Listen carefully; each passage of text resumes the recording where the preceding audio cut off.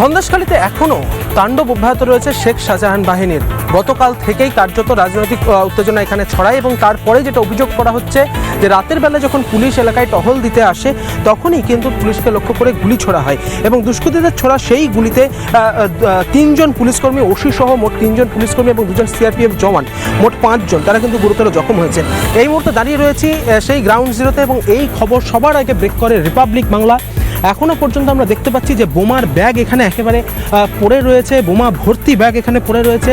গোটা এলাকাটা এই মুহূর্তে সিল করে দেওয়া হয়েছে এবং সন্দেশখালীর মা বোনদের মূলত একটাই অভিযোগ যে শেখ শাহজাহানের বাহিনী তাদের বাড়িতে ঢুকে তাদেরকে কিন্তু এখনও পর্যন্ত হুমকি হুঁশিয়ারি দিয়েই যাচ্ছে।